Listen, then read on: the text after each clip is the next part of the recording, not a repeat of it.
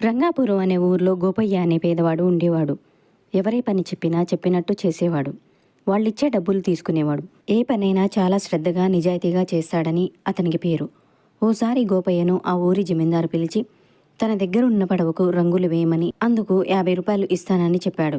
గోపయ్యకు ఆ డబ్బు తక్కువని తెలిసినా పని పూర్తి చేయడానికి సిద్ధమై జమీందారు ఇచ్చిన రంగుల్ని తీసుకుని పడవ దగ్గరకు వెళ్ళాడు. అయితే రంగులు వేసేందుకు పడవలోకి ఎక్కితే దాని మధ్యలో ఓ రంధ్రం కనిపించింది. దాన్ని పూడ్చకుండా రంగులేయడం వల్ల ఉపయోగం లేదనుకున్న గోపయ్య ముందు దాన్ని పూడ్చేందుకు ప్రయత్నించాడు. సాయంత్రానికి పని పూర్తయింది. మర్నాడు వస్తే జమీందారు డబ్బులు ఇస్తానని చెప్పి గోపయ్యను పంపించేశాడు. మర్నాడు జమీందారు కుటుంబ సభ్యులంతా ఆ పడవ ఎక్కి ఊరవతలకి వెళ్లారు.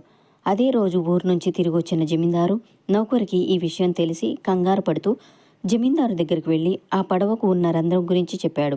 దాంతో జమీందారు కంగారుతో అప్పటికప్పుడు నది ఒడ్డుకు వెళ్తే కాసేపటికి కుటుంబ సభ్యులంతా పడవలో తిరిగి రావడం కనిపించింది.